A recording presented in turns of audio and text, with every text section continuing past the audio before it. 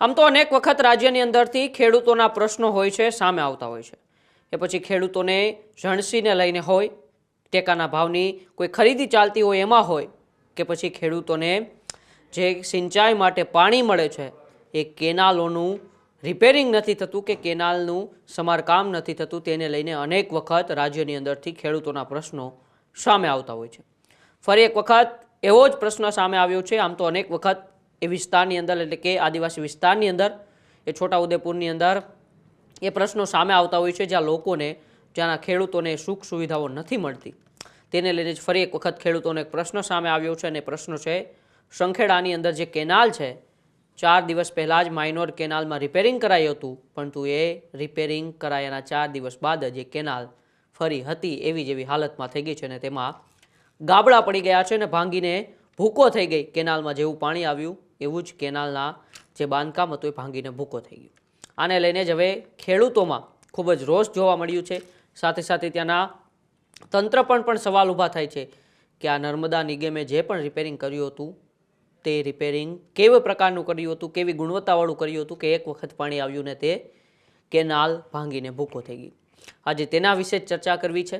કેમ વારંવાર ખેડૂતોને હેરાન થવું પડે છે? એ અધિકારીઓના નબળા કામને લીધે, એ તંત્રની બેદરકારીના લીધે કેમ વારે ખેડૂતોને હેરાન થવું પડે છે?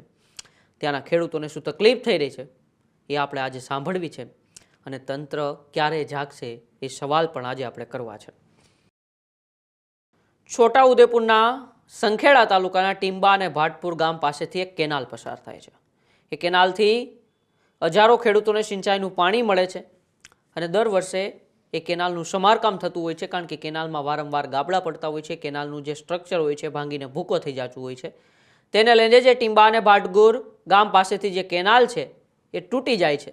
કેનાલ થોડા દિવસ પહેલાં જ રિપેરિંગ થાય છે, કારણ કે કેનાલનું રિપેરિંગ કરવામાં આવતું હોય છે શિયાળા દરમિયાન, કારણ કે ચોમાસાની અંદર તેમાં પાણી વહેલું હોય છે.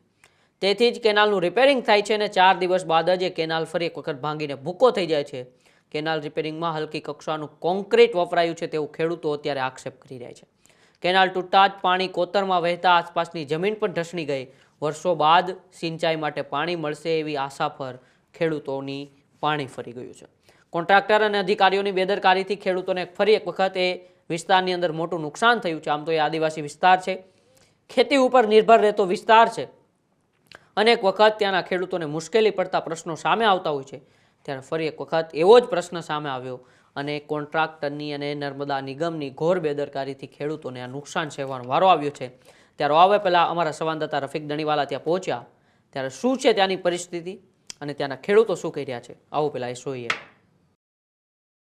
છોટાઉદેપુર જિલ્લાના સંખેડા તાલુકાના ભાટપુર ટીંબા વચ્ચે માઇનોર કેનાલ આવેલી છે. આ માઇનોર કેનાલ જે છે તે તૂટી છે. આ કેનાલ 4 દિવસ પહેલાં બની હતી, અને તેમાં પાણી છોડતાની સાથે જ આખો કેનાલનો ભાગ છે તે ભાંગીને ભૂકો થઈ ગયો છે. સાથે સાથે આજુબાજુની માટી પણ ધોવાણ થયું છે, એટલે હવે પાણી આગળ જઈ શકે નહીં. હાલ જે પાણી છે તે વહી રહ્યું છે કોતરોમાં. સાથે સાથે મહત્વની બાબત એ છે કે કેનાલના અધિકારીઓ જે છે તે ભ્રષ્ટાચાર કરવામાં કેનાલ તકલાદી બનાવી, અને 15 વર્ષ પછી કેનાલમાં પાણી આવેલું ફરી બંધ થઈ ગયું છે. ખેડૂતોને હવે સિંચાઈ માટે પાણી નહીં મળે. ખેડૂતો એક તરફ ચોમાસાની ખેતીમાં નુકસાન કરતું હતું, અને હવે કેનાલનું પાણી નહીં મળે તો ખેતી પણ સુકાઈ જશે. ભ્રષ્ટાચારી અધિકારીઓના વાંકે હાલ ખેડૂતો હેરાન પરેશાન થઈ રહ્યા છે. જ્યારે આ કેનાલ બની ત્યારે ખેડૂતોને આશા હતી કે પાણી મળશે, પરંતુ તે આશા પણ હવે ઠગારી નીવડી છે. નર્મદા નિગમના અધિકારીઓના ભ્રષ્ટાચારના કારણે ખેડૂતો હેરાન પરેશાન થઈ રહ્યા છે. આ લગભગ ખુનવાર માઇનોર કહેવાય. આમ ભાટપુરથી નીકળે છે આ કેનલ. આમાં ટીંબા, ખુનવાર, માલપુર એને કનેક્ટ થાય છે આ કેનલ. પણ લગભગ છેલ્લા 15 થી 20 વર્ષથી પાણી નહીં આવતું આ કેનલમાં. આ જ જગ્યા પર તૂટી જાય છે. કેટલી વાર રિપેર થયું છે, અને હમણાં લેટેસ્ટ રિપેર થયું છે. લગભગ 1 મહિનાથી કામ ચાલતું હતું, અને તમે જોઈ શકો છો કે એક જ પાણી છોડતાની સાથે કેવા મોટા મોટા ગાબડા પડી ગયા છે. એટલે આમાં મોટામાં મોટો ભ્રષ્ટાચાર આમાં જ દેખાય છે. આ તૂટવાથી નુકસાન એટલે સાહેબ હું છે, આગળ જે પાણી આવે, હવે અમારે તો એવું કોઈ છે નહીં ઓપ્શન કે બીજી મોટી કેનાલ આવે છે. આ જ કેનાલનું પાણી આવે છે, આ જ કેનાલમાંથી પાણી લે, કે બધા જોડે એવું તો કૂવાનો ઓપ્શન બી નહીં. એટલે કે આ કેનાલમાં પાણી આવે તો આગળના લગભગ 100 એકર જેવી જમીન પિયત થાય એવું છે. વાગ તો હવે શું સાહેબ, આમાં તો અત્યારે તો કોન્ટ્રાક્ટરનો વાગ દેખાય છે, પણ ગવર્મેન્ટે બી થોડું વિચારવું જોઈએ. ખેડૂતો દુઃખી 100% દુઃખી સાહેબ. હવે આમ તો કુદરત બી માર પાડ્યો છે, અને ઉપરથી આ માર પાડે છે. હું આ જે લાઈન છે અત્યારે પાણી જે કેનલમાં આવી રહ્યું છે એ એટલો બધો ભ્રષ્ટાચાર કર્યો છે આ માઇનોર કેનલમાં. અત્યારે 5 કે 7 દિવસ પહેલાં જ આ કામ બધું પૂર્ણ થયું છે. અત્યારે 5 દિવસની અંદર જ આ કેનલ તૂટી ગઈ છે, પાણી બધું કોતરમાં જાય છે. પાછળ બધા ખેડૂતો છે, એ ખેડૂતો અત્યારે એટલા બધા હેરાન થઈ રહ્યા છે કારણ કે માવઠાના માને લીધે બહુ બધું કપાસની ખેતી, બધી ખેતી અમને અત્યારે ફેલ છે. તો હવે સરકારશ્રીને એવી માંગણી છે કે કોઈ સારો કોન્ટ્રાક્ટર શોધીને આનું કામ સારી રીતે થાય, એની ગુણવત્તા સારી થાય.